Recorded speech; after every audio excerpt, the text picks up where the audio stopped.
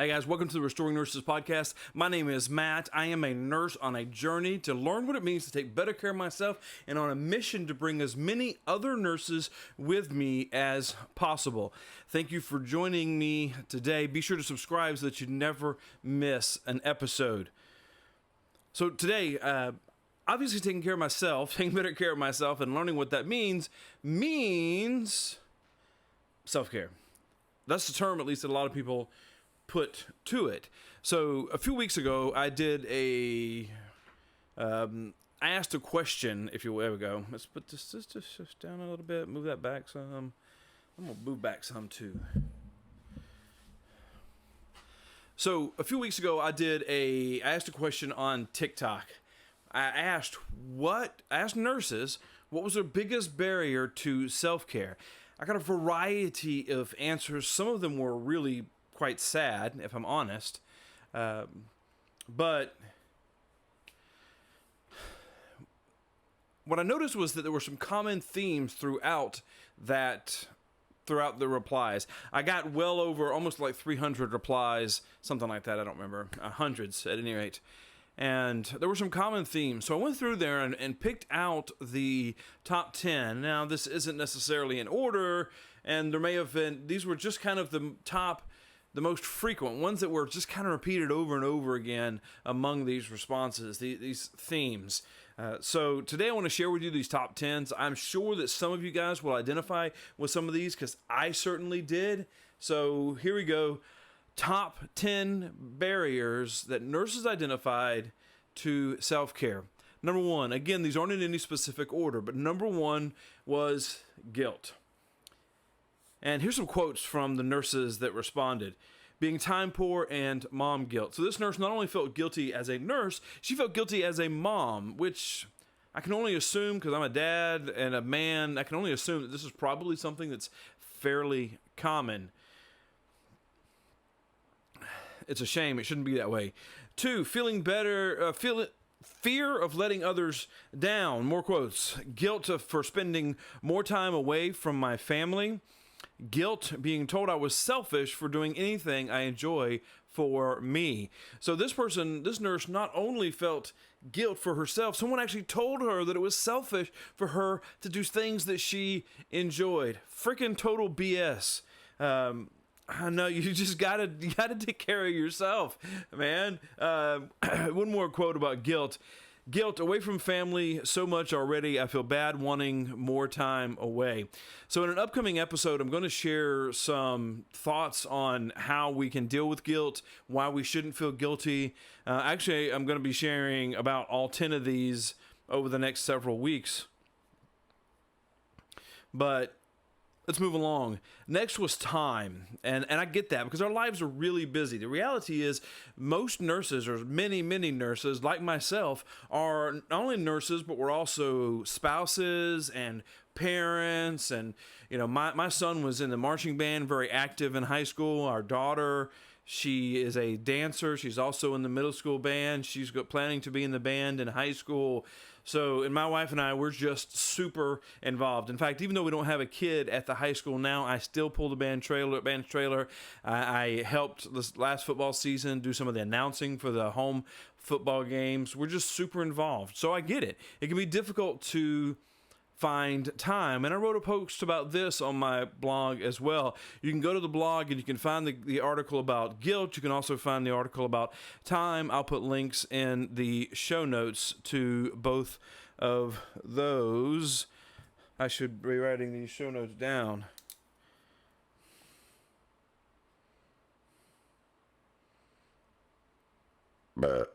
Guilt post. Time. All right, so here's some quotes about time. Definitely not enough time. Work is mind-consuming even after I leave.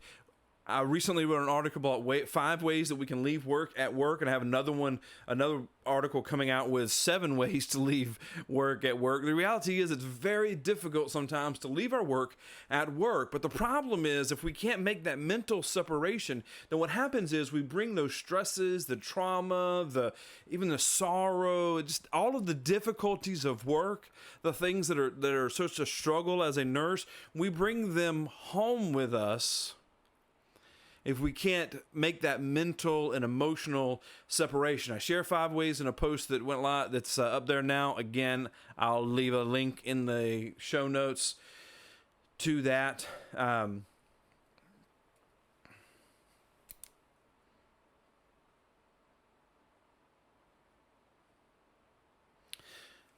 But here's the deal.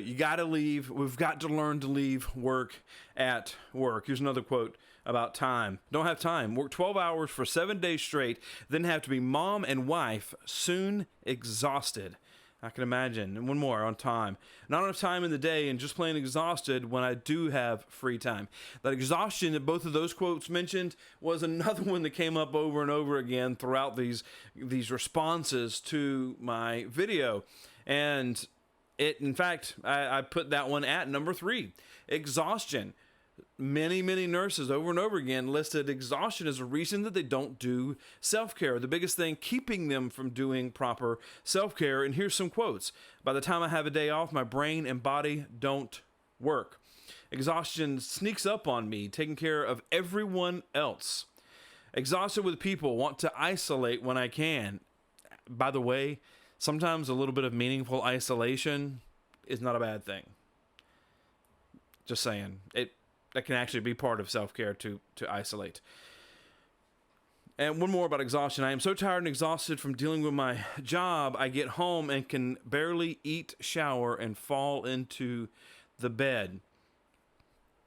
Exhaustion is kind of ironic because on the one hand, we know that if we take better care of ourselves, we'll be less tired, but we're too tired to take better care of ourselves. But if we don't take better care of ourselves, we get more tired, and as we get more tired, we feel less like taking care of ourselves. It's just this, you see, it's this endless cycle, this downward spiral if we're not careful. But I shared some truths in a post about this one. I wrote about this one in a recent post on the blog, talking about why exhaustion shouldn't stop you, and so 3 reasons specifically why it shouldn't. Next on the list is depression. This one is also ironic because it is that same sort of downward spiral with exhaustion. We know that self-care, taking better care of ourselves, better care of our mental health, our physical health, our relationships, our spiritual health, our finances, all of those things can help with depression. But yet when we struggle with depression, we just don't feel like doing all of those things.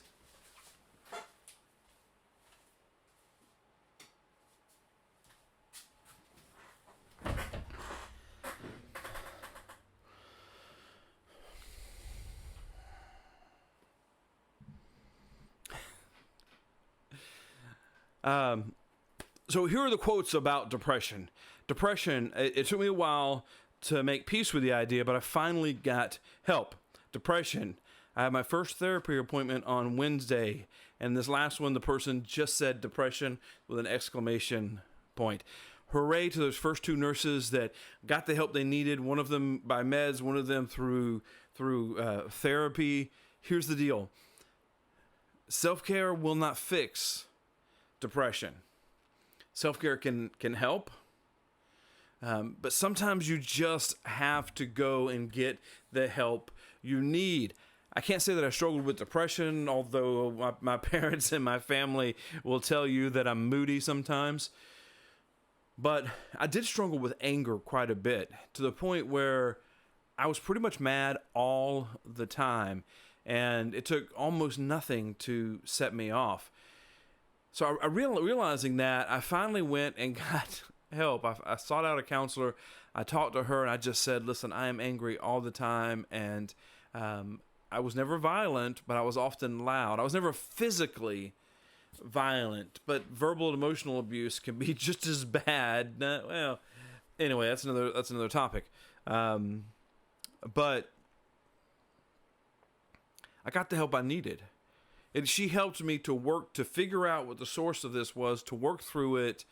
And now I just don't have that problem anymore. Not that I never get angry. We all do. But it isn't this, for a while, it was like anger was constantly living inside of me. I could feel it in my chest all the time. And it's just not there anymore because I sought out the help I need. Next on the list is money, and here's a quote from about that. Money, hands down. I have money going just to live.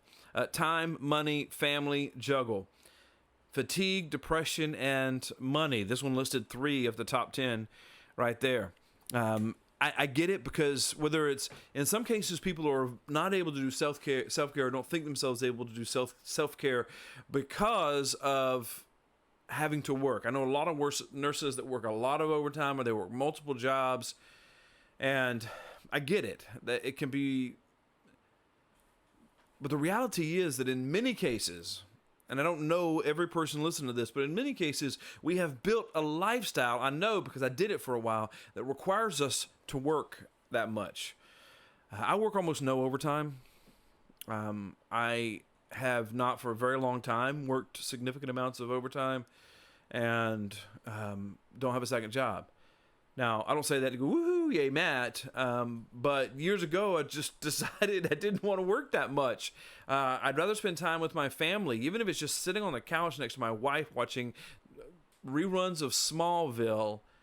I'd rather do that than work myself to death at a job that doesn't give a crap about me.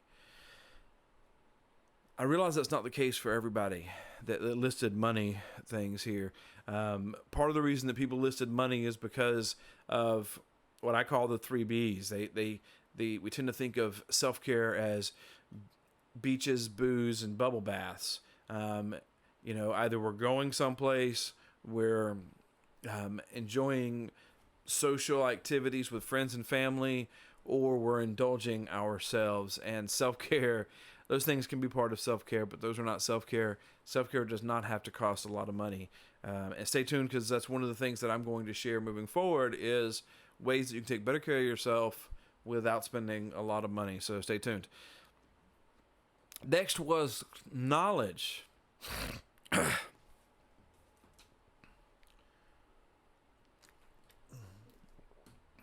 Next on the list was knowledge. Not knowing where to start. I mean, where do we even begin with this?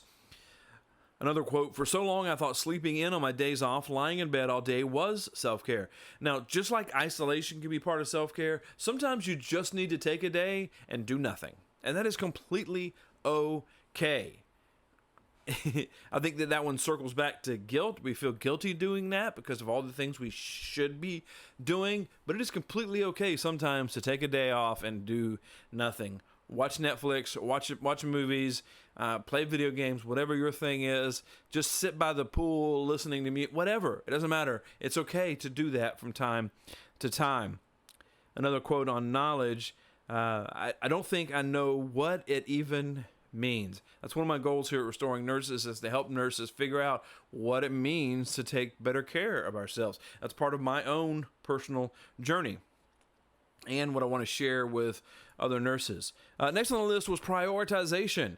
And this is what those nurses said. I prioritize myself dead last.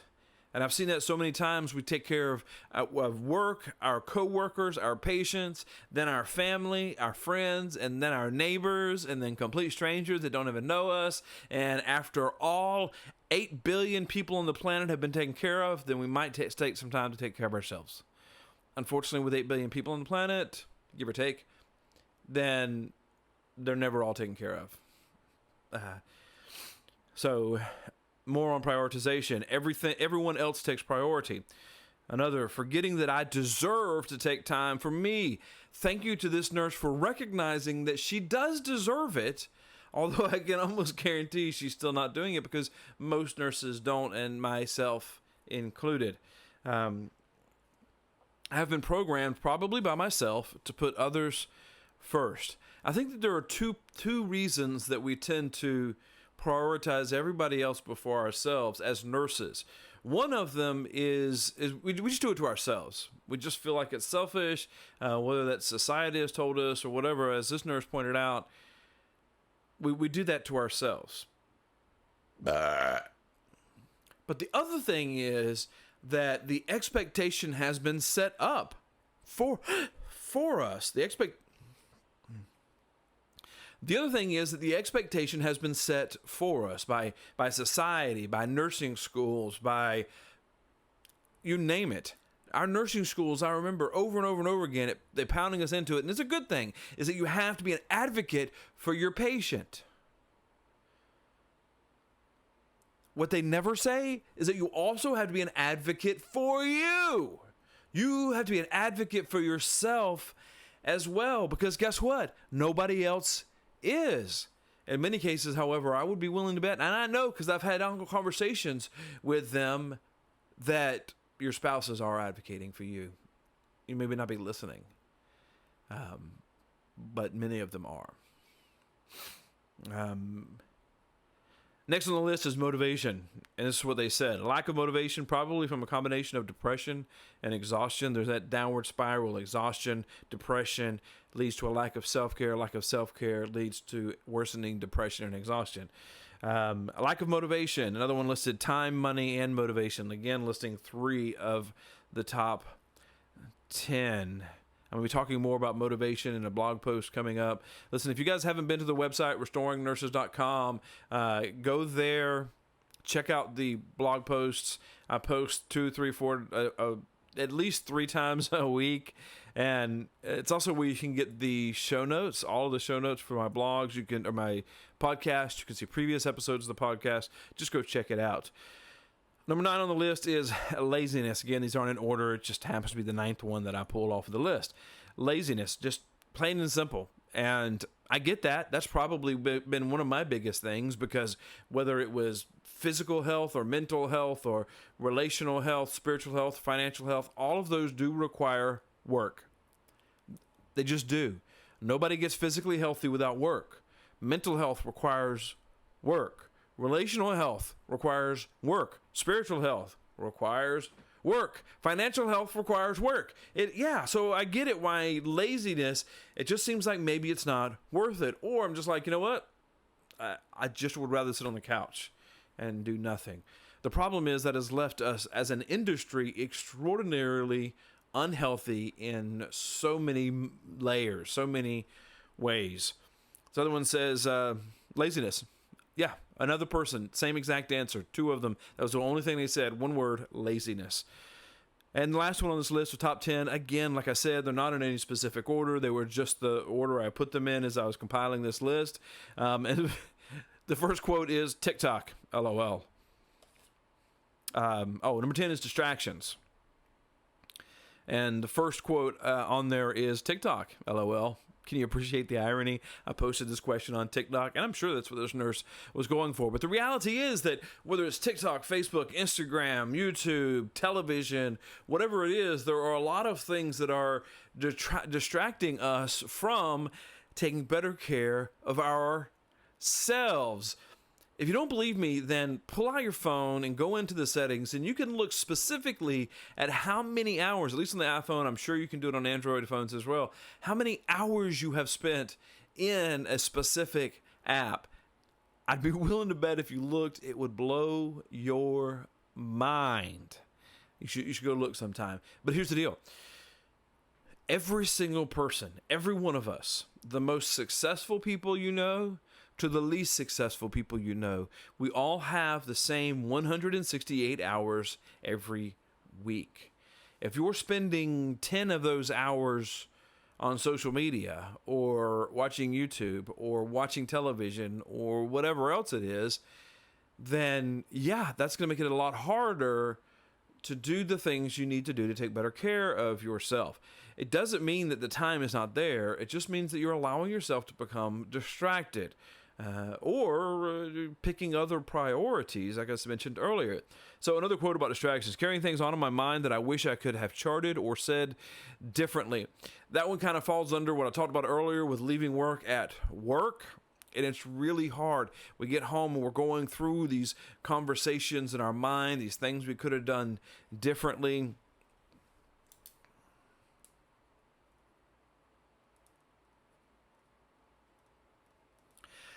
I cover some of that in the post on 5 tips for leaving work at work, again, on the blog, restoringnurses.com. I also share in there a form, a journal page, if you will. You don't even have to download the form. You can just you follow the instructions on there on any piece of paper, or even just in your mind or on your notes app on your phone, whatever. But I call it this the 5-minute debrief.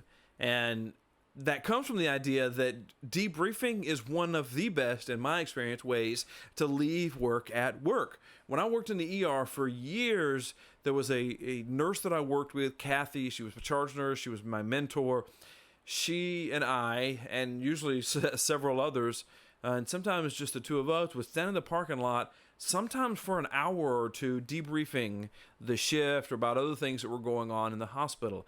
It doesn't have to take that long, but it doesn't have to take that long, but it usually did for me. But that was probably just me being crazy. But this 5-minute debrief is a simple matter of 3 statements. This is what went well today. You need to celebrate the things that you did well today. Write them down, type them into your phone, whatever it is. I do think there's something powerful about actually having a journal and writing them down. And again, you can download this on the website. Just look for that 5 tips for leaving work at work post, and you can see it on there.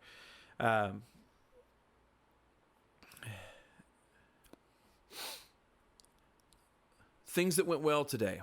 Things that did not go well today is the second statement, and list the things that you could have done better. Write them down and then move on. Running over them in your mind is not going to change what happened.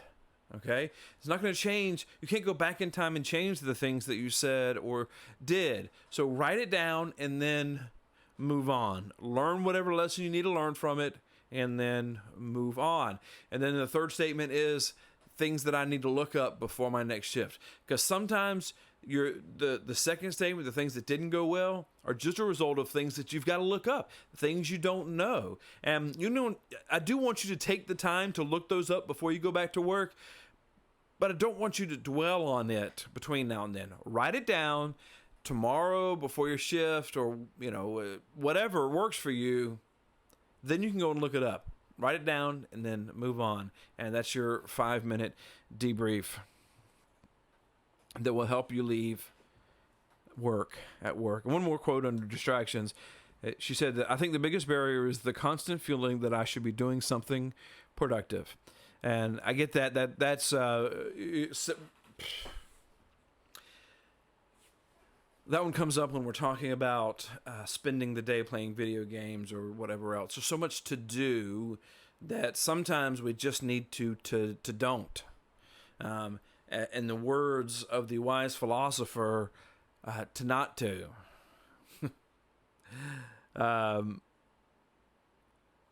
I get that, because I go to bed at night, and if I look back on my day and don't feel like I've been productive, it is really a struggle for me. I will have a hard time going to sleep that night. I will lay there thinking about what I'm going to do tomorrow to make up for my lack of productivity that night, and it can be a real struggle for me. So I get that, but we have to understand that self-care is productive.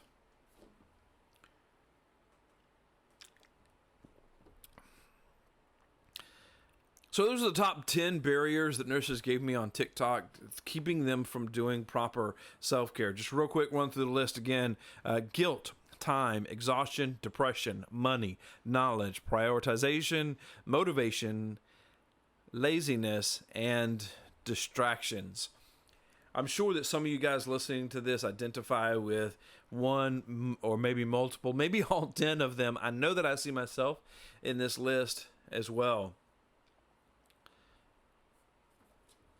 check out the posts that I mentioned on my blog that'll help you deal with these, and stay tuned as I'm in the process of writing blog posts for all 10 of these with things that will help.